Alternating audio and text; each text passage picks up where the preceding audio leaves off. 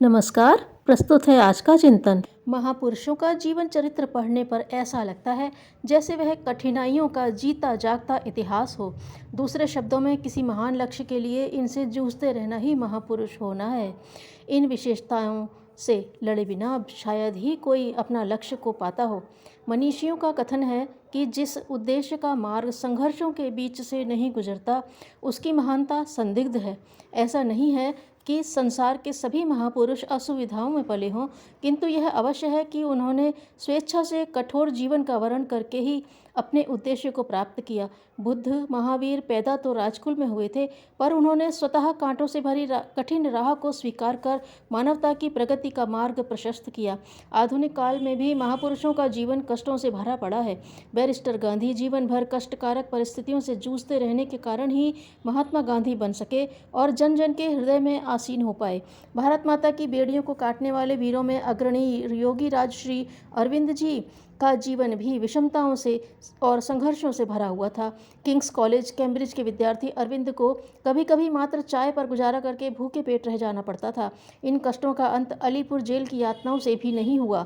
पांडिचेरी के तपस्यामय जीवन में भी उन्होंने अपने शिष्यों के साथ दसियों दिन बिना खाए पिए काटे। उनके जीवन की कठोरताओं तथा संघर्षों का मर्मस्पर्शी चित्रण doctor K R. Srinivasa Iyengar, Nirodbaran M.B. Purani ने अपनी कृतियों में विशद रूप से किया है।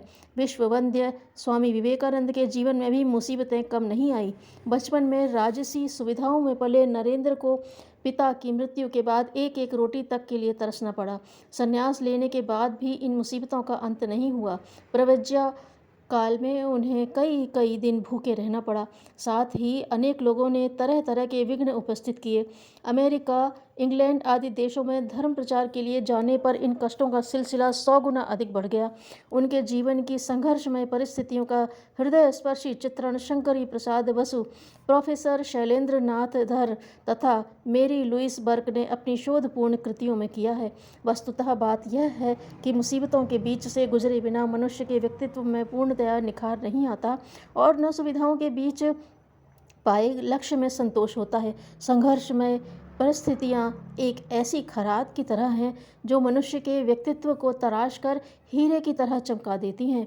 कष्टकारक परिस्थितियों से संघर्ष करने पर एक बहुमूल्य संपत्ति विकसित होती है जिसका नाम है आत्मबल। इसे पाने पर ही संतोष का परम सुख मिलता है।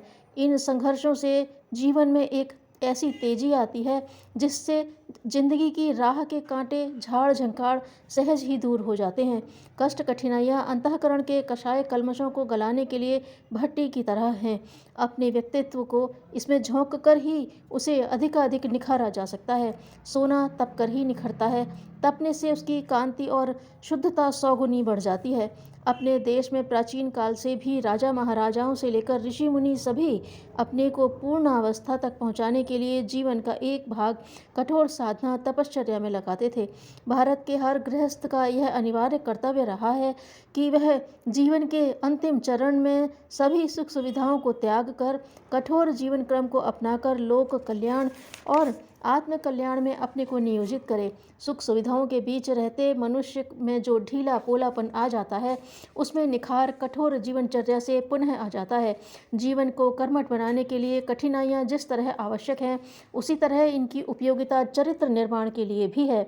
शराब और विलासिता में डूबे रहने वाले मुंशी राम ने जिस समय से कठोर जीवन व्यतीत करने का संकल्प लिया, उसी समय से वह स्वामी श्रद्धानंद बनकर जन जन के श्रद्धाभाजन बन गए। राष्ट्र के लिए उनका समर्पित जीवन सबके लिए चिरस्मरणीय रहेगा। सुविधाएं मनुष्य को आलसी निकम्मा बनाती हैं। यही कारण है कि उत्तराधिकार में सुख सुविधाओं की बहुलता को पाने वाले प्रायः विलासी और निठल्ले ही निकलते हैं। कष्टों से जूझने, परिस्थितियों से टकराने और असुविधाओं को चुनौती देने वाले फौलादी व्यक्ति को फजूल चीज़ों के लिए अवकाश ही नहीं रहता। वह तो मोर्चे पर डटे रहने वाले सिपाही की तरह संघर्षशील रहकर जीवन के प्रगति पथ पर आगे बढ़ता रहता है।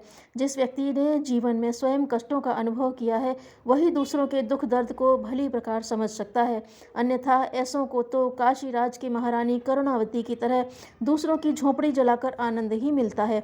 मुसीबतों को अनुभव करने वालों में सौहार्द, संवेदना जैसे देवी गुण आ जाते हैं। वह दूसरों को सताना, दुख देना कभी नहीं पसंद करता। उसका अहंकार गल जाता है, उसकी जगह उसमें विनम्रता, प्रेम, क्षमा के भाव भर जाते हैं। संघर्षमयी परिस्थितियों की कृपा से मनुष्य में इस प्रकार के दैविक गुण विकसित होते हैं और वह मनुष्य से देवत्व के प्रगति मार्ग पर तीव्रता से बढ़ने लगता है। विषम परिस्थितियां मनुष्य के लिए वरदान रूप ही होती हैं, पर इन वरदानों का लाभ वही उठा सकता है जिसमें इनको संभालने की शक्ति हो। पुरुषार्थी और साहसी व्यक्ति ही इनको फलीभूत करके अनेक विभूतियां पाता है, जबकि आलसी, कायर, अकर्मण्य इनकी चपेट में आकर जीवन के सुखों से हाथ धो बैठता है। विषमताओं का मूल्य गहरा है, इन पर विजय पाने वाला ही इनसे बहुत कुछ पाता है और हार बैठने वाला को हाथ का भी गौरव गंवाना पड़ता है। कष्ट के समय जो लोग विवेक, धैर्य, पुरुषार्थ की कसौटी समझकर परीक्षा देते हैं वे जीवन के वास्तविक सुख शांति के से लाभान्वित होते हैं। सही माने में सुखों का सूर्य दुखों के बादल के पीछे छिपा रहता है। जो बादलों की गर्जन तर्जन से भय किए बिना इन्हें पार करता है उसी को इसकी प्राप्ति होती है। इसके अलावा दुख कष्ट का सबसे बड़ा लाभ यह है कि इनके आने पर परमात्मा का सच्चे हृदय से स्मरण हो पाता है।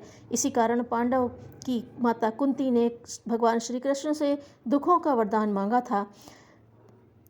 कष्टों की तीव्रता व्यक्ति में ईश्वर की अनुभूति पैदा कर उसके पास पहुंचा देती है। कठिनाइयों को जो दुख देने वाला मानकर पलायन करता है उसे वे दुख रूप में ही पीछे लग जाती हैं।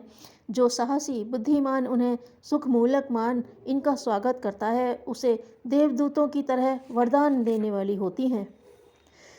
अपने को सब में और सब में सबको अपने में अनुभव करने वाला व्यक्ति वस्तुतः हर घड़ी ईश्वर को ही देखता है। धन्यवाद।